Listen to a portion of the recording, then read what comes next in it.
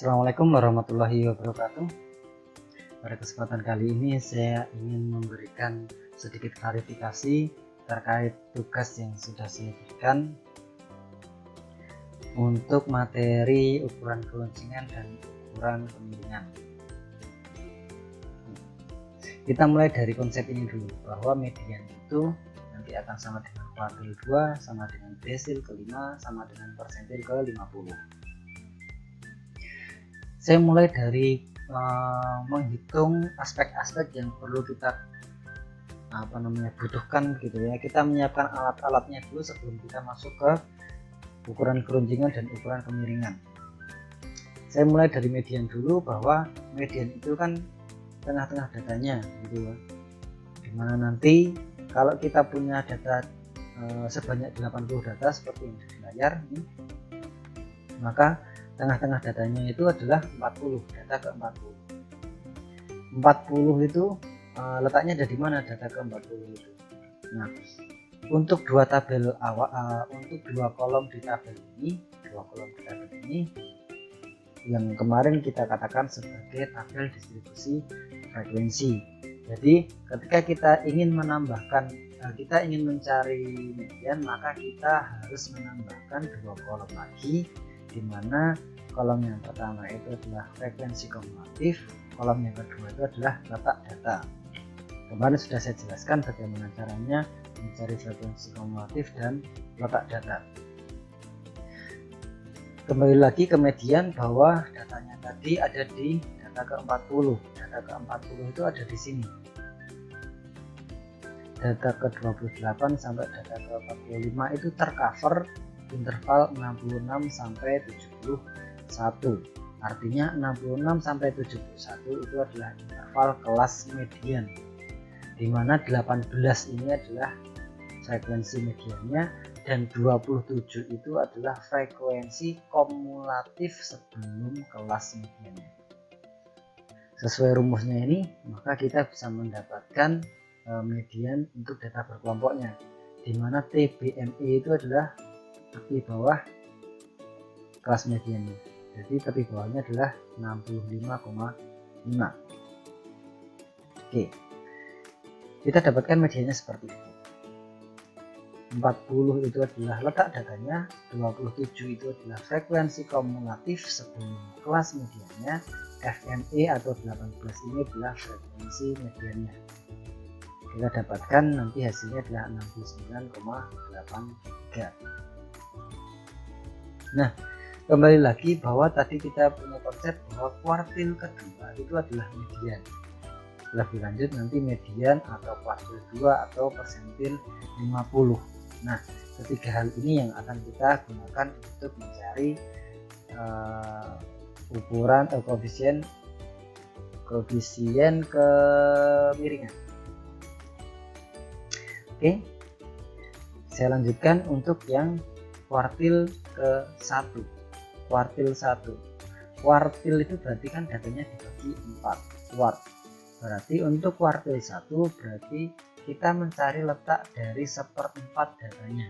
1/4 datanya itu kan berarti 1/4 dari 80. Berarti 1/4 dari 80 adalah 20. 20 ada di mana? Ada di sini. 60 sampai 65 itu adalah interval kelas kuartil K1-nya, atau kuartil 1 itu adalah kuartil bawah. Seperti halnya kuartil 2 atau median, maka kita bisa mencari yang namanya kuartil 1 itu adalah 59,5, tapi bawah kelasnya, letak datanya 20, frekuensi kumulatif sebelum kelas K1-nya adalah 14 dan frekuensi K1-nya itu sendiri adalah 13. Dikalikan panjang kelasnya adalah 6, bisa dicari ya. Kemarin kita menggunakan selisih antar batas bawah atau batas atas dari dua interval yang saling berdekatan. Itu selisihnya adalah 6. Maka kita dapatkan K1-nya adalah 62,26. Untuk K3-nya dengan cara yang sama, nanti 3/4 datanya adalah 60, 60 itu ada di sini. Ini adalah kelas interval kelas K3 nya, maka ini adalah frekuensi K3. 45 adalah frekuensi kumulatif sebelum kelas K3. Kita dapatkan nanti hasilnya adalah 76. Untuk persentil caranya hampir sama dengan median ataupun kuartil, hanya bermasalah pada letak datanya atau letak persentilnya. Berarti kita punya per 100 begitu ya, tergantung mau persentil ke berapa. Untuk persentil ke 10 maka letak data dari 10 per 100 nya adalah 8 ada di sini. Ini adalah interval kelas P10, ini adalah frekuensi P10, ini adalah frekuensi kumulatif sebelum kelas P10. Kita dapatkan nanti P10 nya adalah 55,5.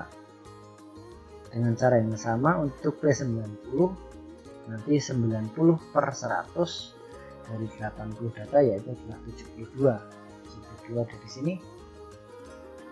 Ini adalah interval kelas P90 dan seterusnya kita dapatkan P90 nya adalah 82,75. Nah, kemarin kita sudah membahas ini ya, ukuran kemiringan itu ada 4 rumus yang bisa kita gunakan. Bisa menggunakan Pearson, mau pakai Pearson yang pertama atau Pearson yang kedua, atau menggunakan Bowley yang kuartil. Oke, saya teruskan saja karena kemarin sudah kita bahas. Untuk materi itu kita hanya fokus pada perhitungannya saja. Dari data yang di samping tadi kita sudah dapatkan informasi seperti ini: median, kuartil 1, kuartil 3, P90 dan P10 nya kita dapat. Kita tinggal cek dengan menggunakan 2 rumus ini. Saya hanya fokus untuk 2 rumus ini saja ya, tapi untuk yang rumus 1 dan rumus 2 kalau misalkan dibutuhkan nanti saya buatkan lagi videonya. Tapi yang jelas alasan saya untuk mengeceknya dengan menggunakan 2 rumus ini adalah untuk mempermudah saya dalam menghitung ukuran keruncinan. Oke, tinggal kita masukkan aja nilai-nilainya. Maka dari kuartil kita dapatkan hasilnya adalah negatif 0,1019. Untuk menggunakan nilai persentil kita dapatkan koefisien kemiringannya adalah 0,052. Nah, ada beberapa mahasiswa yang menanyakan kepada saya kenapa kok hasilnya beda ya, karena ya kita berangkat dari bahan yang berbeda gitu ya. Yang satu berangkat dari bahan nilai kuartil, yang satu berangkat dari bahan nilai persentil. Yang jelas nanti hasilnya akan berbeda, tapi menggambarkan situasi yang sama. Hasilnya berbeda tapi menggambarkan situasi yang sama. Apa situasi yang digambarkan? Bahwa hasilnya adalah negatif. Hasilnya negatif itu berarti bahwa koefisien kemiringannya itu kurang dari 0. Kurang dari 0 maka menggambarkan bahwa distribusi itu negatif. Distribusinya negatif atau distribusinya miring kiri. Itu ya, ekornya lebih mana yang kiri itu ya kemarin. Oke, untuk ukuran keruncungan kita punya rumus seperti itu. Nah, disitu kan membutuhkan K1, K3, P10 dan P90. Makanya saya tadi menggunakan rumus tadi. Oke, untuk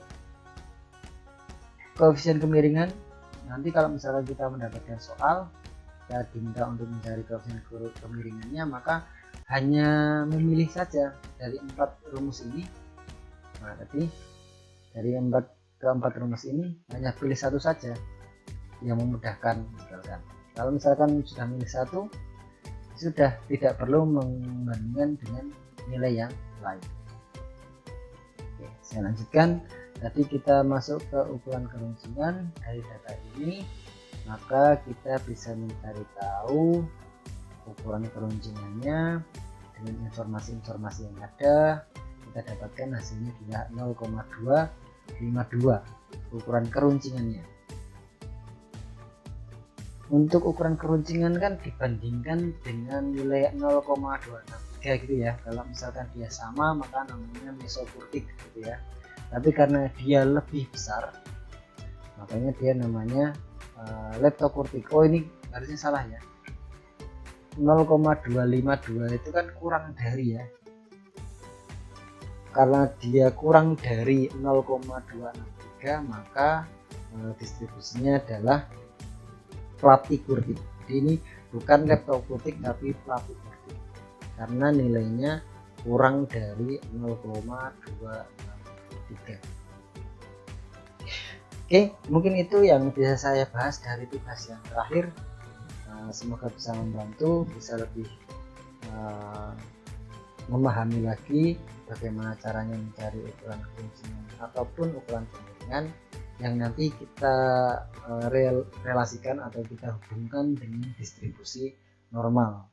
Kemarin saya sudah membicarakan bahwa ketika datanya itu simetris dan dia mesokurtik maka biasanya dikatakan distribusinya distribusi normal.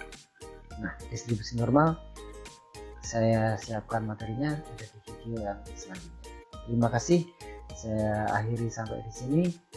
Assalamualaikum warahmatullahi wabarakatuh.